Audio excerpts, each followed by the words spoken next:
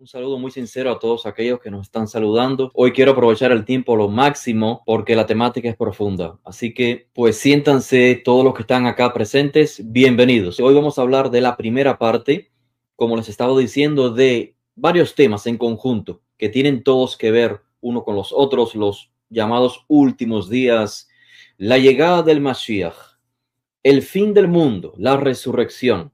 Pero tenemos que hacerlo en diferentes partes para que sea pues digerido gradualmente. El enfoque es qué pensaban los autores de estos escritos que identificamos como los escritos de los primeros discípulos, lo que el mundo occidental ha llamado Nuevo Testamento, pero estamos evidentemente ante documentos judíos, así como el Tanaj, así como la Torá, es llamado también por el mundo cristiano como el Antiguo Testamento. Esto no implica que los documentos en cuestión sean un Antiguo Testamento.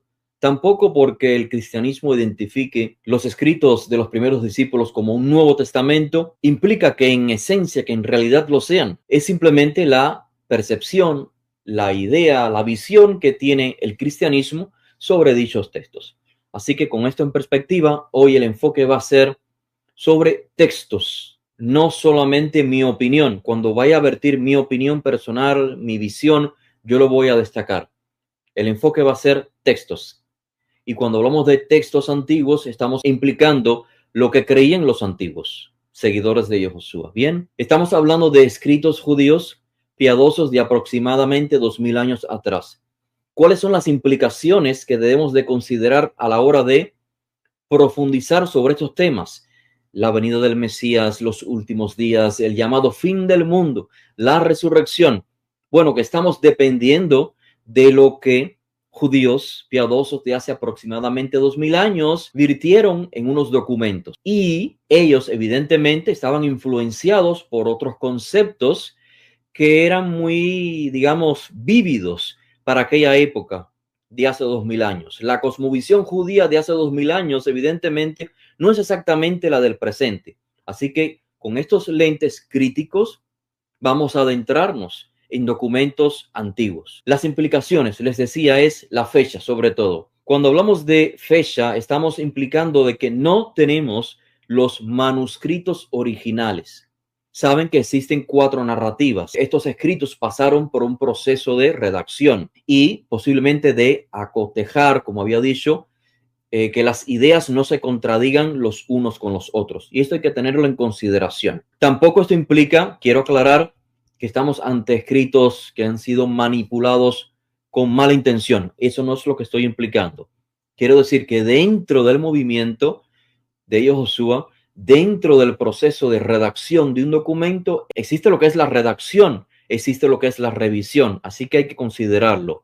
En lo que respecta al contenido de estos textos de hace 2000 años, hay que tener en perspectiva de manera muy clara que estos textos no fueron escritos por el personaje Yahushua de Nazaret, el que nosotros concebimos como el Mesías. Él no escribió esos textos. Estos textos son la visión que tuvo el movimiento de sus discípulos tras su ausencia física. Repito, estos textos no fueron escritos por Yahushua, fueron escritos por sus discípulos, lo que ellos aprendieron de él, lo que ellos luego de su ausencia física percibieron que era una realidad en el proceso que fueron, digamos, evolucionando y creciendo como movimiento, respondiendo a las vicisitudes por las que estaban pasando, ya sean en términos políticos, religiosos, culturales. Tras la destrucción del templo en el año 70, existe una disyuntiva dentro de los diferentes judaísmos, de las diferentes expresiones judías. Así que hay que considerar que estos textos pudieron ser revisados justamente tras la destrucción del templo. Y su visión fue posiblemente clarificada un poco más ante las dificultades por las que el movimiento de los Naxtratim estaba pasando a finales del primer siglo. Evidentemente, lo escrito allí parte de una visión etnocéntrica.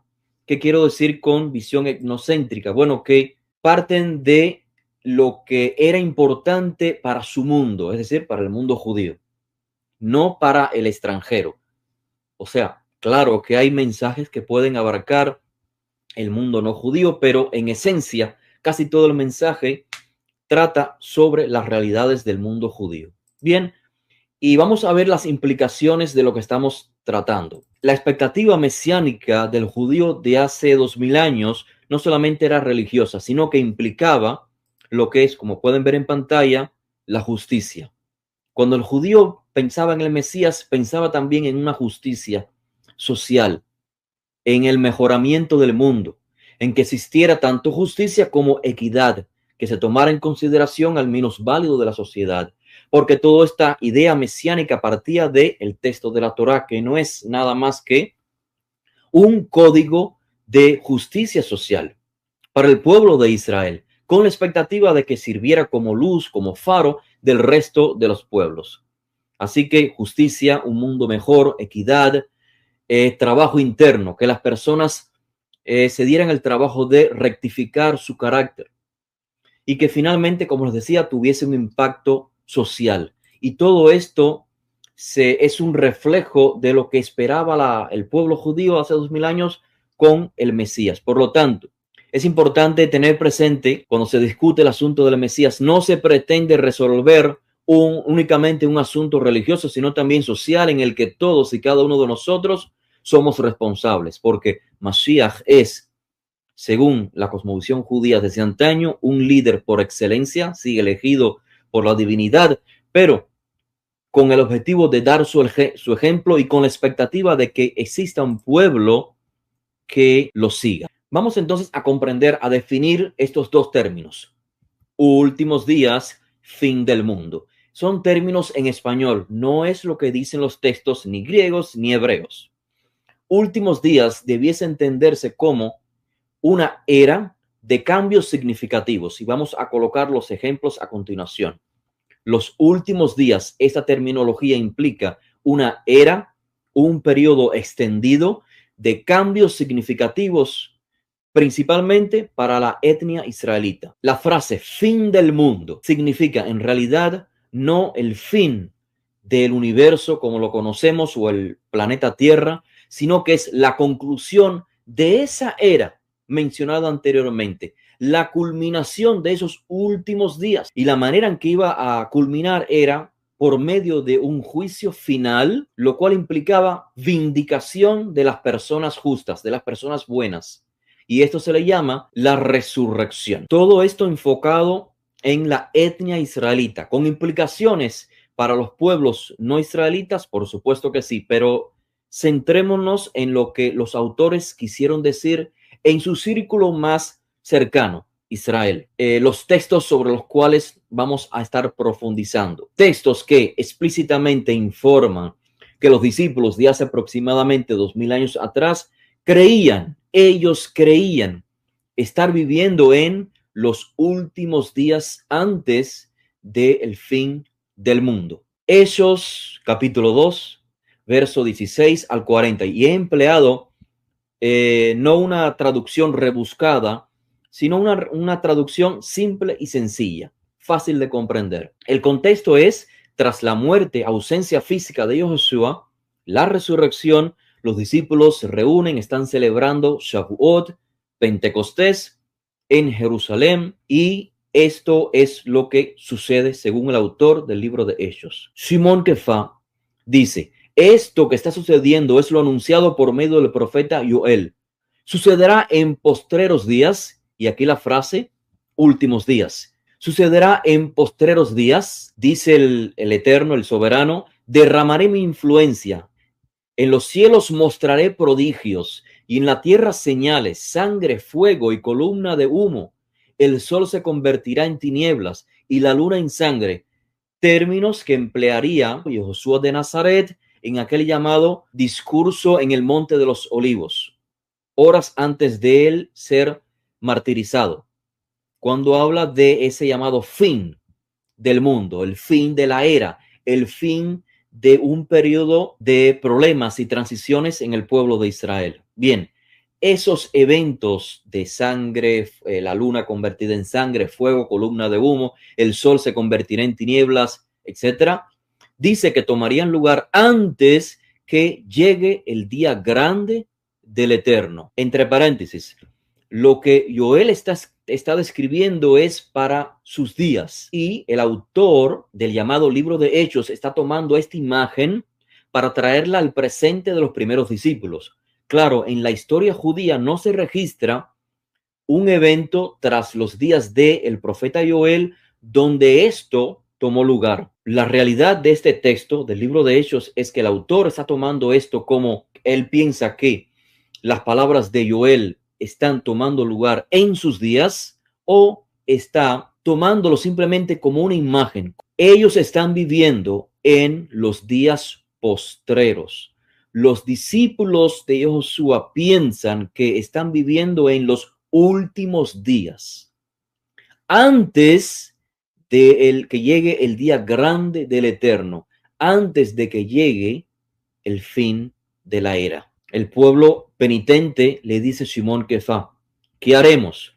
Simón Kefá les dice, hagan teshuva, retornen con penitencia, acepten la mesianidad de Josué, lo que sigue diciendo el texto, realizar la tevilá. La tevilá es ser partícipes del movimiento de Josué de Nazaret. Otros textos que evidencian que los autores estaban conscientes de que estaban viviendo los últimos días. Primera carta de Kefá. Fue manifestado por amor a ustedes en los postreros días. La frase es exactamente la misma. Últimos días. La misma correspondencia, capítulo 4, verso 7. El fin de todo se ha acercado. Carta de Jacob 5:3. Han acumulado tesoros para los postreros días. La llamada primera correspondencia de Juan, capítulo 2, verso 18. Hijitos, ya es la última hora. En el escrito llamado Hebreos, capítulo 1, el verso 1 en adelante, dice: el soberano, habiendo hablado muchas veces a los padres por los profetas, en estos postreros días nos ha hablado por su Hijo. En estos postreros días. La frase sigue siendo la misma. Su Hijo, recuerden, la terminología es de contexto mesianista. Los reyes elegidos por la divinidad son llamados hijos de Dios, como David y Salomón. Entonces, ¿qué significa específicamente los últimos días? Término que también es llamado el tiempo final, que también es llamado el fin de los días. ¿De qué estamos hablando en terminología hebrea? Bien, la frase en hebreo es Aharit Hayamim, como lo pueden ver en pantalla. Aharit Hayamim. Lo que mejor, desde mi punto de vista, se pudiese traducir como los postreros días. Días, entiéndase, a tiempos, a una era, que se puede subdividir en periodos, en tiempos, si se quiere. Pero básicamente, Aharit Hayamim aparece en primera vez en el texto de la Torá como un modismo para hablar del futuro, del tiempo futuro. Y aquí tienen una evidencia. Devarim, Deuteronomio 31:29 dice: sé que cuando muera, palabras de Moisés, harán el mal y se apartarán del camino que les ordené, y que en el futuro, en Aharit Hayamim, les sobrevendrá el mal. Bien, esa es la terminología, el significado básico, un futuro lejano. Pero también la terminología, la frase Aharit Hayamim, encontró o se le dio un significado de connotación profética escatológica. Escatológica, estamos hablando del escatón, de lo que viene en el futuro. Y en esta terminología ya profética, pues Aharit Hayamim, últimos días, los días postreros, el tiempo postrero, implica el cumplimiento de propósitos divinos en la historia. Y ustedes pueden ver en pantalla algunos textos del Tanaj que llevan esta carga, digamos, profética o escatológica. Ahora vamos a ver textos en los que se emplea Aharit Hayamim, los días postreros o los últimos días, ya en términos proféticos escatológicos. Por ejemplo, Daniel 10:14. He venido para hacerte saber lo que ha de suceder a tu pueblo en los postreros días, Aharit Hayamim, pues la visión es para esos días. ¿Qué significa entonces el fin del mundo? Entiéndase como la conclusión de esa era, la conclusión de ese periodo de circunstancias, atrocidades por las que está pasando el pueblo de Israel. Entendamos la terminología hebrea. Lo que se define como fin en el libro de Daniel es Ketz. Literalmente es el fin, la conclusión. No siempre es un momento histórico en la historia, un tiempo corto, sino más bien puede hacer referencia incluso al clímax escatológico, a un tiempo extendido que implica, a partir del libro de Daniel sobre todo, juicio y resurrección. A su vez, esto significa vindicación de los justos. Así que Aharit Hayamim, los últimos días, es una frase técnica dentro de la literatura judía para hacer referencia a épocas donde el pueblo pasa por diferentes dificultades, donde va a haber una transición. Y los discípulos de Josué, acabamos de leer que hace 2000 años atrás ellos concebían que estaban viviendo justamente en esos últimos días. La imagen está muy clara en el libro de Daniel.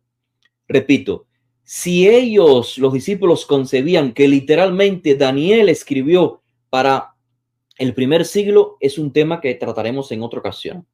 Lo importante es que los discípulos están tomando esa imagen que Daniel escribió, según la mayoría de los comentaristas, para los días de los macabeos, la está tomando y trayéndola al presente de sus días, como una imagen narrativa, como diciendo, se está repitiendo el evento. Estamos viviendo en una época transitiva. También si vamos a los libros de Josefo, historiador judío de finales del primer siglo, nos dice exactamente lo mismo. Desde su punto de vista, lo narrado por Daniel, que era una referencia a los días de los macabeos, estaba repitiéndose de alguna manera en el primer siglo. Los israelitas, los judíos, estaban pasando por otro proceso transitivo. ¿Y qué es lo que sigue después de los Aharit Hayamim, del proceso transitivo? Bueno, el fin. Que se le ponga fin a esa transición y que pasemos a una nueva era, a un nuevo mundo. Por lo tanto, el fin no implica el cese de la existencia de los seres humanos, sino a un nuevo inicio. Pero ese nuevo inicio implica un juicio. Debe haber una sentencia. ¿Sobre quién? Sobre el pueblo de Israel primeramente y luego sobre el resto de las naciones. Este es el fin del cual hablan los discípulos y según su cronología esto iba a acontecer en los próximos años, no muy lejano. Ya ellos estaban viviendo los últimos días. Vamos a ver secciones en el libro de Daniel que mencionan este Ketz, este fin, y lo vinculan con lo que estoy diciendo, con un tiempo de angustia, entiéndase el periodo de juicio, y que finaliza con la resurrección. Vindicación de los justos, no necesariamente de todos los fallecidos en el mundo entero, no, es específicamente los justos que padecieron en el proceso de juicio, de angustia. Y Daniel predice que ellos resucitarán, que serán vindicados. Esta es la misma imagen que leemos luego en los escritos de Saúl y en los llamados evangelios. Daniel 8:19. He aquí, yo te enseñaré lo que ha de venir al fin de la ira. Ketz, en el Ketz de la ira divina, el juicio, porque eso es para el tiempo del fin. Daniel 12, del 1 al 4, y luego el verso 13, estoy acá comprimiendo, encapsulando el mensaje. En aquel tiempo se levantará Mijael, el gran príncipe que está por los hijos de tu pueblo, y será tiempo de angustia, cual nunca fue desde que hubo gente hasta entonces. ¿Les recuerda esas palabras?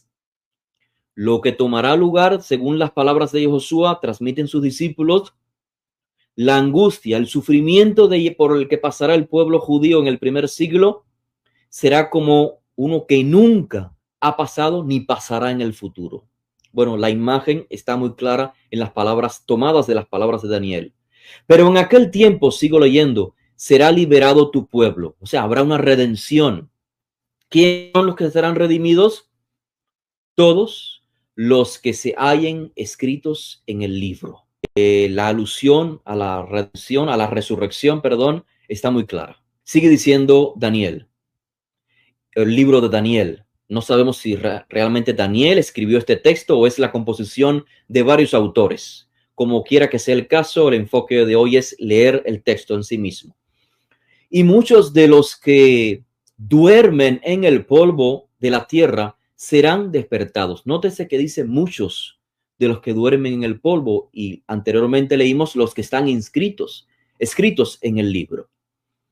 Dice, serán despertados unos para la vida eterna y otros para la vergüenza y confusión perpetua. Estamos hablando de juicio, ¿cierto?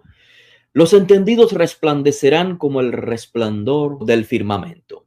Más ejemplos del libro de Daniel. Dice, tú, Daniel, cierra las palabras y sella el libro hasta el tiempo del Ketz, el tiempo del fin, cuando se cierra un ciclo de una era, cuando Israel llega realmente a la conclusión de un periodo trágico en la historia. En términos de los primeros discípulos, no perdamos de vista la destrucción del templo, la expulsión de los judíos de Jerusalén, un exilio que ha durado hasta nuestros días, el mayor de todos los exilios por los que pasó el pueblo de Israel, el exilio romano. Sigo leyendo, pero tú, Daniel, sigue adelante hasta el fin. Descansarás en la tumba, es un entre corchetes, el texto no dice la tumba, simplemente dice descansarás y te levantarás a tu destino en el Ketz de los tiempos. O sea, el destino evidentemente es, según entiendo, la resurrección. En el final de los tiempos. Para la cosmovisión hebrea de aquel entonces, la historia es cíclica. Pueden haber varios periodos, entiéndase, finales de diferentes tiempos. Por ejemplo, el libro de Ezequiel, capítulo 7, anuncia la destrucción de Israel en sus días como el resultado de sus pecados. Y fíjense las palabras del profeta Ezequiel. Ahora será el Ketz, ahora será el fin sobre ti. Y enviaré sobre ti mi furor, mi ira, y te juzgaré según tus caminos. Viene el fin viene. Veamos cómo las palabras de Ezequiel son las mismas que vuelve a transmitir, no las mismas, sino similares, las que transmite Daniel para hacer referencia a los días de los macabeos. O sea, Ezequiel está hablando de la ira divina, cómo se manifestaría en el pueblo de Israel a través del pueblo de los babilonios. Luego, Daniel toma la misma imagen de la narrativa para transmitir lo que tomará lugar en los días de los griegos, en la época de los macabeos. Y luego vemos que los discípulos de Josué están tomando estas mismas imágenes para narrar lo que tomaría lugar en la época del Imperio Romano. Esa es básicamente la imagen narrativa. Ahora, para concretar esta idea de que existen diferentes, vamos a llamarle conclusiones finales de eventos trágicos y transitorios del pueblo de Israel, les traigo la lectura del Talmud de Babilonia en el Tratado Sanedrín 97b, en boca de Rav. Rav fue un maestro que vivió, como pueden ver en pantalla, en la primera mitad del tercer siglo. O sea, él estaba viviendo en la era donde ya el templo había sido destruido, el segundo templo, la revolución de Bar Kokhba había sido totalmente eliminada. Israel estaba pasando por un caos, aunque los emperadores romanos le habían dado a los judíos el bien de poder practicar su religión mientras que esta no sea, impuesta a otros pueblos. Pues bien, Rav dijo, todos los Ketzim, entiéndase, todos los tiempos de culminación de procesos transitorios por los que ha pasado el pueblo de Israel en referencia a la venida del Mesías, ya tomaron lugar. Ahora, la redención mesiánica depende de Teshuvah y Maasim Tovim.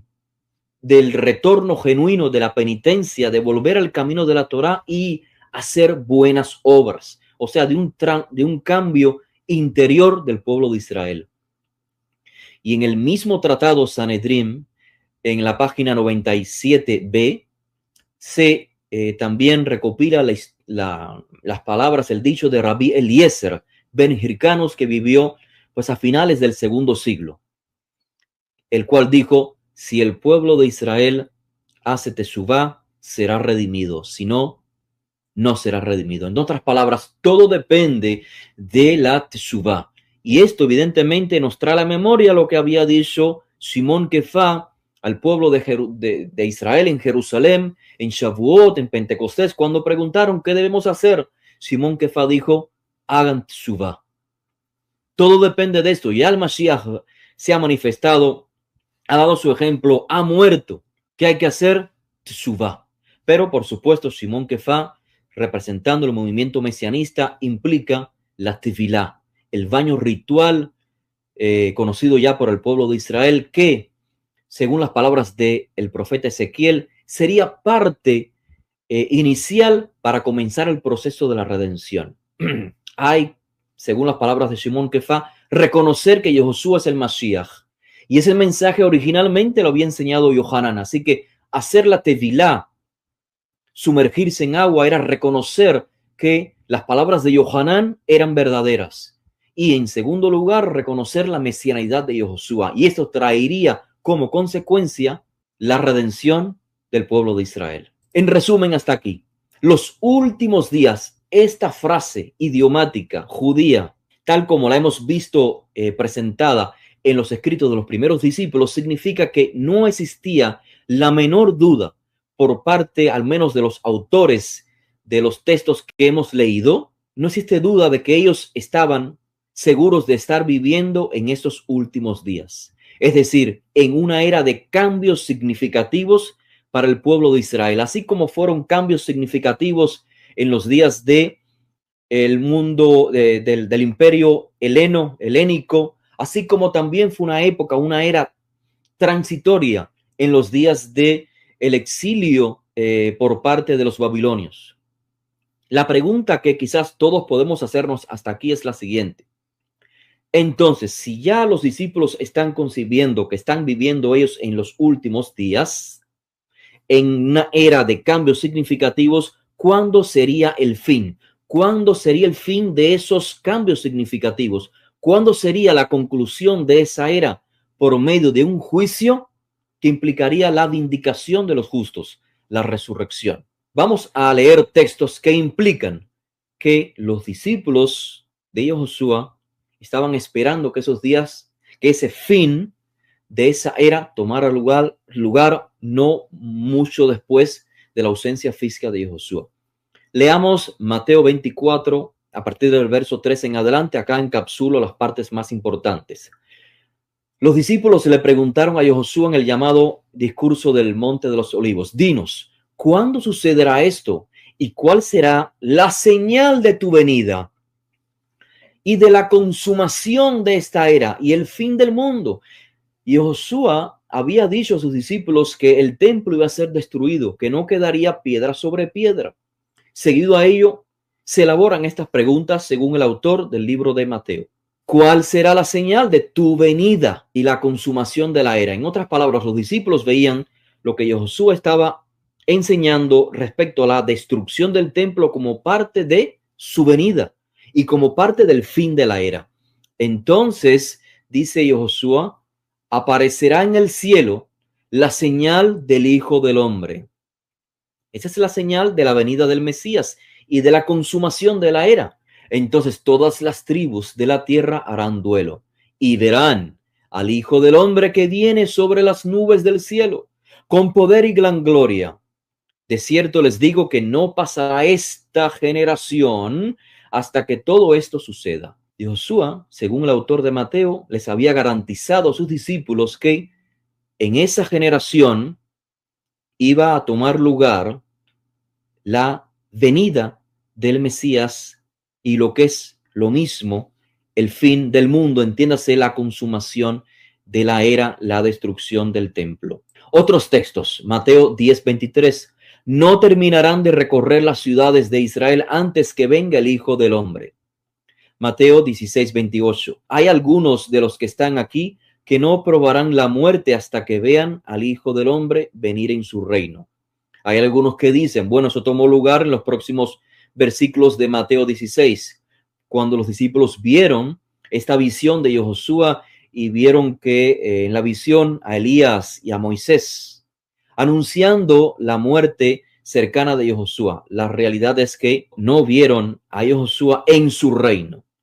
La referencia es una vez más a un evento que iba a tomar lugar en aquella generación, no aquella visión corta y breve que vieron 2 o 3 discípulos de Josué. Mateo 64. Verán al Hijo del Hombre sentado a la diestra del poder y viniendo sobre las nubes del cielo. El contexto es Josué respondiendo a la acusación que le hacía el sumo sacerdote y los allí reunidos sobre la imposibilidad de que él fuese el Mesías. Y declararse Mesías sería pues una blasfemia. Y entonces Josué les dice, ustedes, o sea, ustedes que son partícipes de esta generación, verán al Hijo del Hombre sentado a la diestra del poder y viniendo sobre las nubes del cielo. Resumen, no hay dudas que para los discípulos, tanto los últimos días, el periodo final de aquella era estaba tomando lugar en sus días, sino que además la venida del Mesías, que es lo mismo que el fin de aquella era, el fin de aquellos procesos transitorios, ocurriría en la generación de ellos, que algunos de ellos no morirían sin ver en efecto la venida del Hijo del Hombre, que es lo mismo, y ahora lo vamos a explicar más detalladamente, que es lo mismo que Josué fuese sentado, todo esto es en términos simbólicos, narrativos, el Mesías entronizado, sentado a la diestra del Todopoderoso. Palabras que salen ya del libro de Salmos y que implican que el rey de Israel, elegido por designio divino, al ser entronizado, al ser elegido como gobernante, es como si se sentase a la diestra de la divinidad. Así dice el Tanaj sobre Salomón.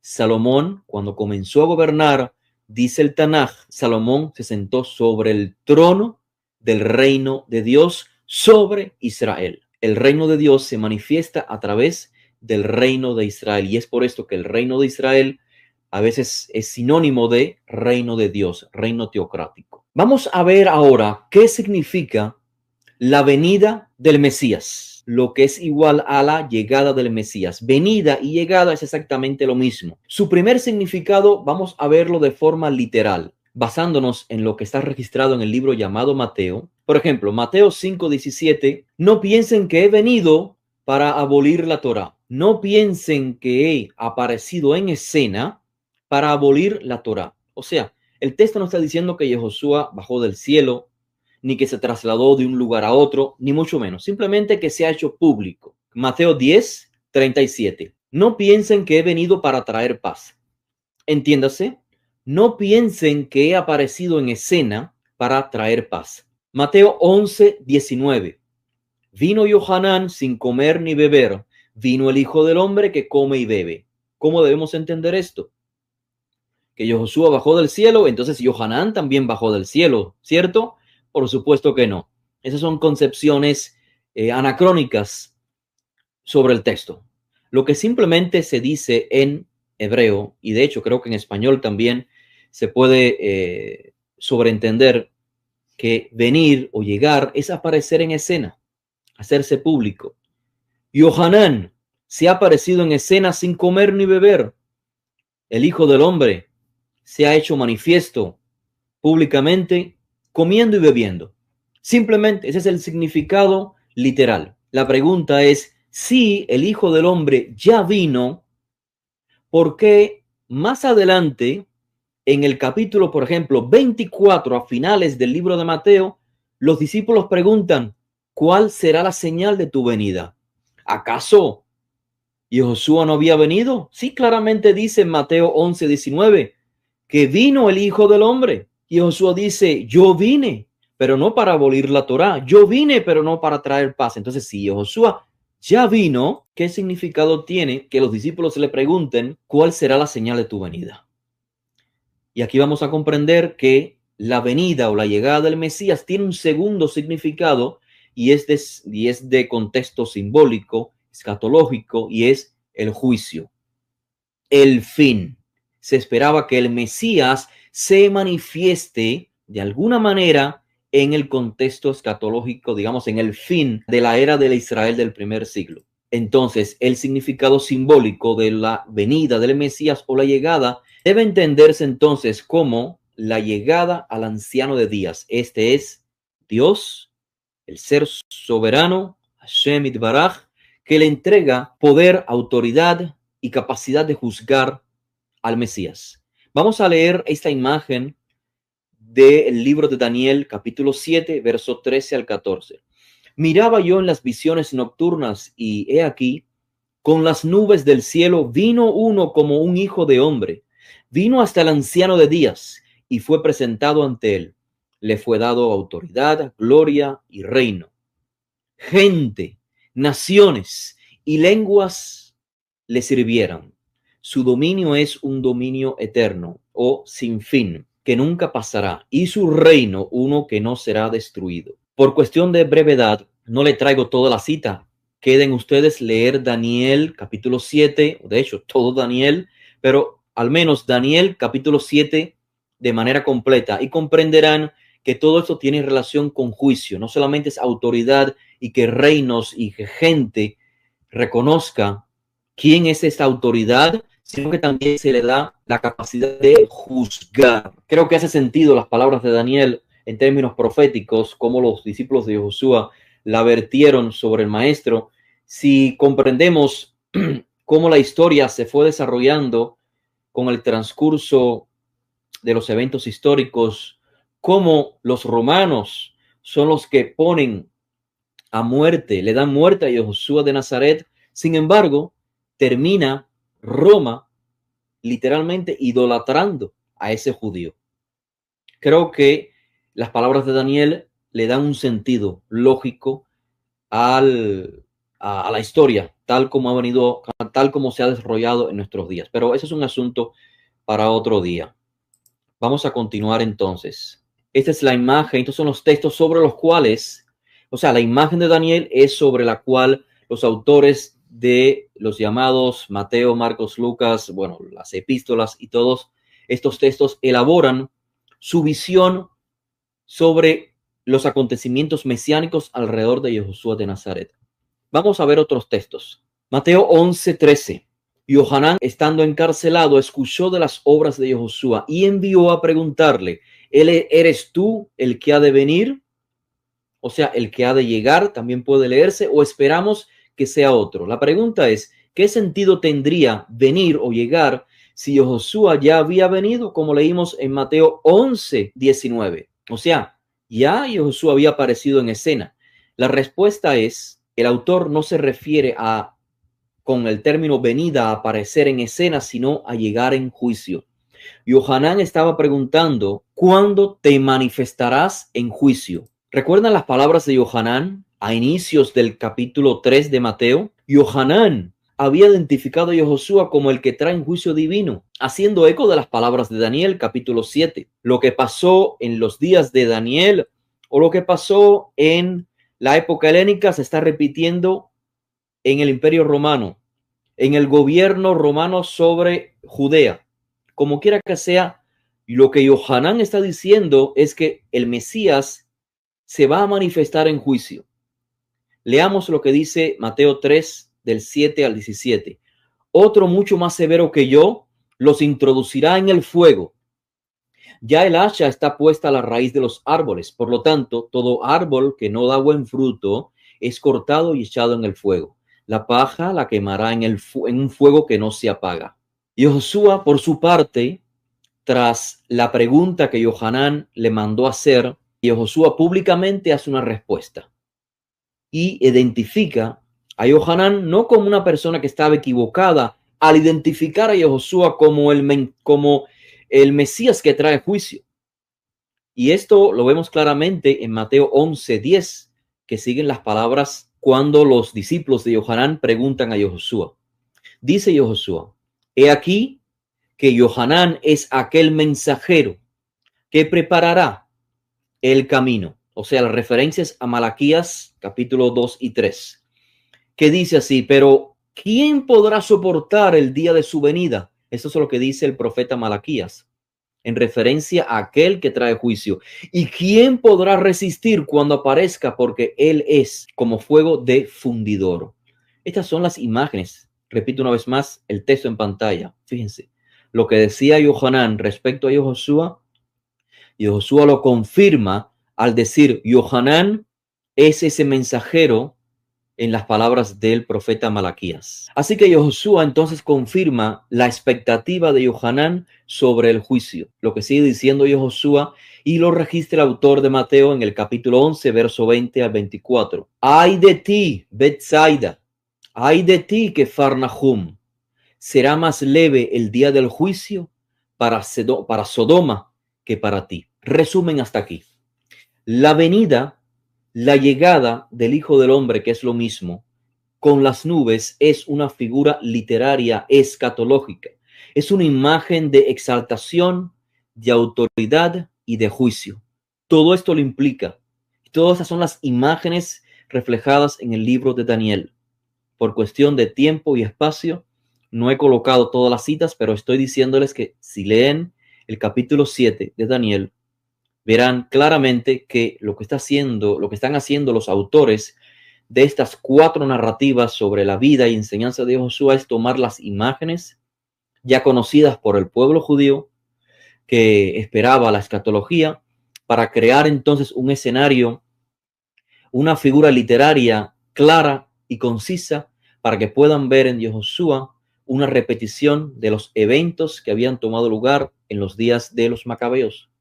Así como se le prometió a los justos la vindicación con la resurrección a los justos que fueron martirizados en los días de los macabeos, también Josué y sus discípulos están garantizando la vindicación, la resurrección para aquellos que perdieran la vida como mártires en sus días. Entonces, reflexión. Si los textos nos están informando que inicialmente los discípulos no esperaban una muerte y resurrección de Josué, y creo que esto queda muy claro para todos, les tomó por sorpresa a los primeros discípulos que Josué no solamente muriera, sino que resucitara. Entonces, cuando los discípulos están preguntando en el capítulo 24 de Mateo, ¿cuál será la señal de tu venida? Es evidente que el término venida no implica tu regreso tras la muerte, sino implica lo que todo judío, sin discusión alguna, conocía respecto al significado escatológico de la venida del Mesías. No todos pensaban que el Mesías iba a sufrir, morir, resucitar y volverse a manifestar, sino que lo que todos tenían claros es que había sí una venida del Mesías, esto es, aparecer en escena, pero en términos escatológicos había algo llamado la venida del Hijo del Hombre, que es nada más que la exaltación y la autoridad que recibiría el Mesías por parte de la divinidad. Claro está en el capítulo 7 del libro de Daniel. Lo que Josué le clarifica, es que esa exaltación, ese sentarse a la diestra de la divinidad, o sea, recibir autoridad en segundo lugar bajo la divinidad, es tras su muerte.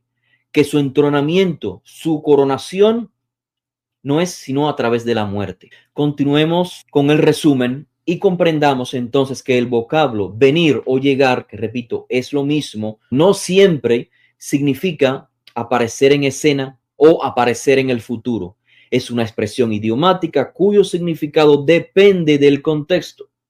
Que la única llegada, la única venida de un hijo de hombre en nube mencionado en todo el Tanaj se registra en el libro de Daniel en el capítulo 7 y que trata sobre la exaltación de este hijo de hombre que incluye un juicio y que incluye la resurrección. Esa es la temática. El texto del libro de Hechos de los emisarios como una referencia a lo descrito en el citado más de una ocasión, Daniel 7 del 13 al 14. Mi punto de vista, mi opinión es que estamos ante una narrativa agádica. Esto que el autor va a narrar no tomó lugar literalmente, sino que está empleando un lenguaje figurado, conocido por los judíos de la antigüedad, y de esto hay evidencia, para transmitirle una idea a sus lectores. Que Josué fue trasladado a otra dimensión es una verdad histórica según los discípulos. Ahora, ¿cómo se narra esto? Es a través de figuras literarias. Bien, ese es mi punto de vista. Si esta narrativa del primer capítulo de Hechos hubiese tomado lugar literalmente, ¿por qué fue dejado a un lado en los llamados evangelios? Si esta es la culminación, eso es lo más importante de la historia, que Josué fue elevado en una nube, ¿por qué no lo menciona Mateo, ni Marcos, ni Lucas, ni Juan? Solamente lo menciona así Lucas, pero en su segundo tomo. Bien, voy a leer. Dice, fue elevado mientras, o sea, Josué fue elevado mientras los discípulos miraban, y una nube lo tomó ante sus ojos. Está claramente tomando la imagen del libro de Daniel. Estando ellos mirando atentamente al cielo, mientras él se iba, dos hombres con vestiduras blancas se pusieron junto a ellos. Y les dijeron, hombres de Galilea, ¿por qué están mirando al cielo?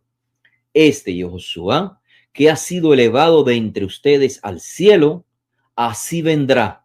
Se puede leer, así llegará, tal como lo han visto ir al cielo. ¿Qué significan estas palabras? Una vez más, el texto sigue una imagen literaria de Daniel capítulo 7. ¿Cuál es el mensaje entonces del autor? Esto es lo que a mí me da la impresión que está tomando lugar. Creo que es muy evidente para los discípulos que cuando ellos se quedan mirando al cielo, esta es la forma narrativa, repito, es con la expectativa de que algo sucediera momentáneamente.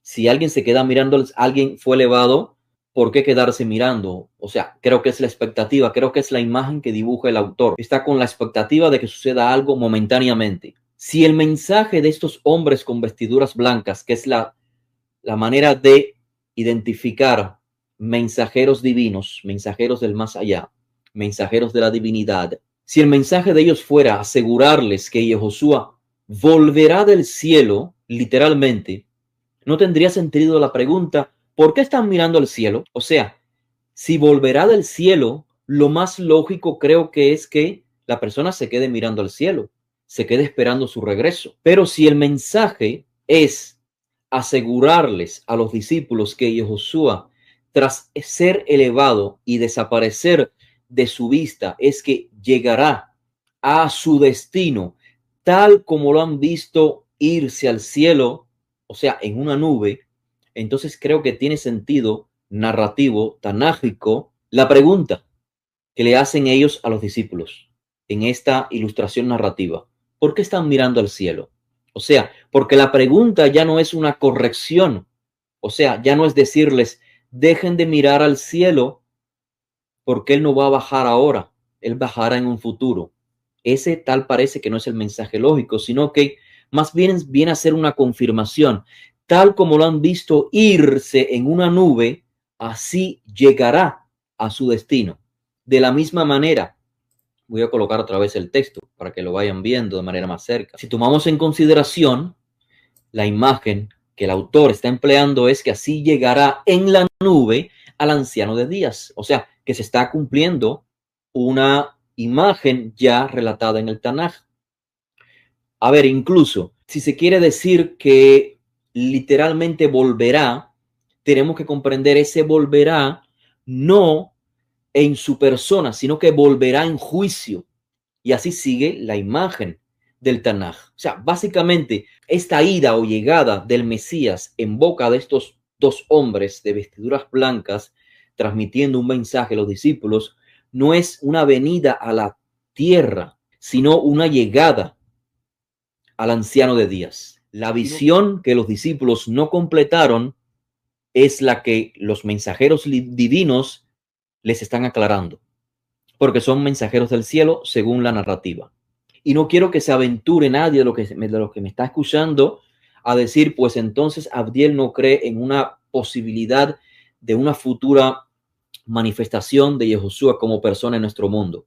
No lleguemos a esa conclusión, por favor. O no lleguen a conclusiones que aún yo no he tocado.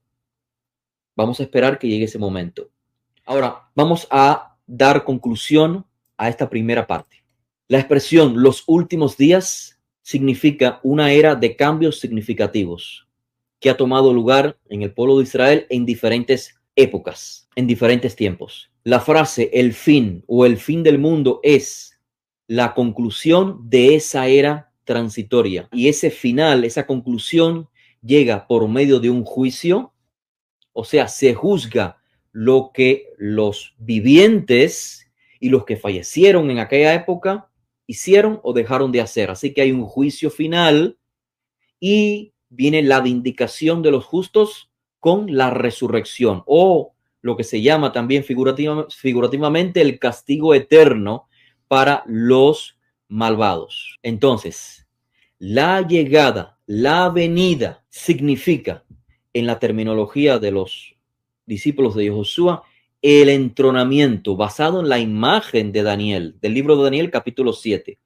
La venida, la llegada es el entronamiento y es un equivalente al fin del mundo, al fin de los tiempos, al fin de la era. Así que no se puede apartar el fin de la era de la venida del Hijo del Hombre. Si analizamos la historia, si cotejamos con documentos históricos como el registro histórico de Josefo del primer siglo, en efecto, en el año 70, en el año 135, los eventos fueron radicalmente drásticos y transformadores para Israel.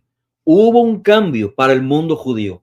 Definitivamente, el exilio más extendido de la historia, el exilio romano, tomó lugar. La transformación de la vida judía, la ausencia del templo, el surgimiento del cristianismo, el surgimiento del judaísmo rabínico, el exterminio de gran cantidad de judíos, la esclavitud de millones literalmente de judíos. Así que pasaron los judíos en el primer siglo una transición, una era transitoria, sí. ¿Hubo un fin? Sí. Se hizo un juicio, se hizo un juicio. La destrucción del templo es la evidencia mayor. En resumen, como ven en pantalla, el venir del Hijo del Hombre en nubes no es un viaje a la tierra. Esta venida específicamente mencionada por Yahushua en los llamados evangelios, en las nubes, no es un viaje a la tierra, sino una llegada al trono divino para recibir autoridad y luego poder juzgar. La nube no es un simple vehículo físico que los lectores del primer siglo esperaban ver, sino un símbolo teofánico en la narrativa. De hecho, lo emplearon también Ezequiel, Isaías, para hacer referencia al juicio, a la ira divina en los días de los babilonios, cuando los babilonios exiliaron a los israelitas. Y creo que así se debe comprender todos los textos en los que se haga referencia a esta venida en particular, a esta llegada en particular. Ahora, con todo esto en perspectiva, ¿cuáles serían los próximos temas a tratar? Aquí se los comparto en pantalla. Vamos a analizar textos que explícitamente informan que los discípulos creían volver a interactuar con Yahushua en una era donde el reino de Israel estuviera ya restaurado. En otras palabras, los discípulos tenían la expectativa de volver a reunirse con Yahushua en un reino de Israel teocrático. Otros temas que vamos a tratar es el análisis de textos que informan que los discípulos no vieron en Josué solo un profeta apocalíptico con un mensaje para su época y punto, sino alguien que además fundó un movimiento y una comunidad con continuidad, con sentido trascendente. Es decir, que el mensaje de Josué no simplemente era para el primer siglo y listo. Y vamos a ver también otros textos en los que Josué habla claramente sobre lo que significa la resurrección. Y claro, cuando digo Josué habla claramente, esto es en boca, o sea, lo que los discípulos ponen en boca de Josué.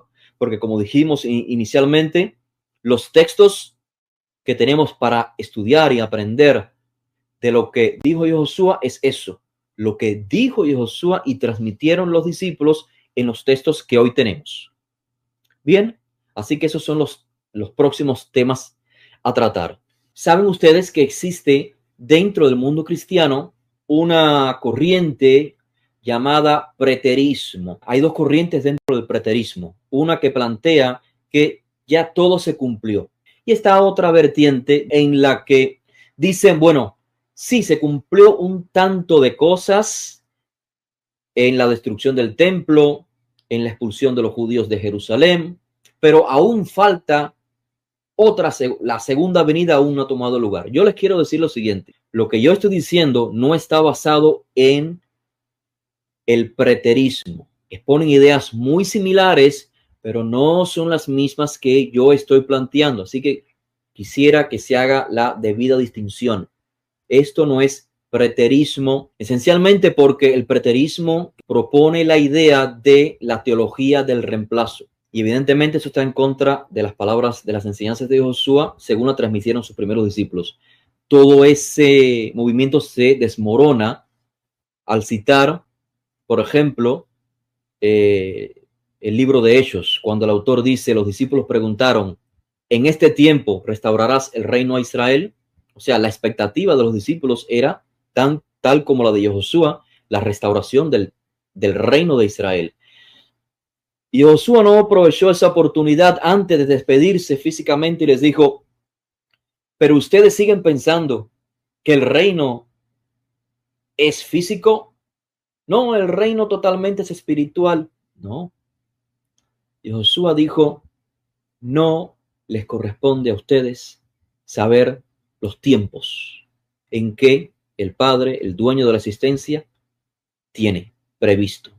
Así que para la cosmovisión de Josué, según los autores de estos textos, tanto él como sus primeros discípulos, hasta los últimos días de sus vidas, quedaron con la expectativa de una restauración física, literal, de un reino teocrático. Con esto simplemente quiero que nos liberemos de prejuicios religiosos y que abramos una puerta a, como decía anteriormente todos ustedes, a leer los textos de una forma un poco más contextual histórica, donde se entrelaza la narrativa histórica y simbólica, y lo hacen a propósito, que es lo más curioso del asunto. Les envío un abrazo muy sincero a todos ustedes. Gracias por estas 2 horas y media que han estado conmigo.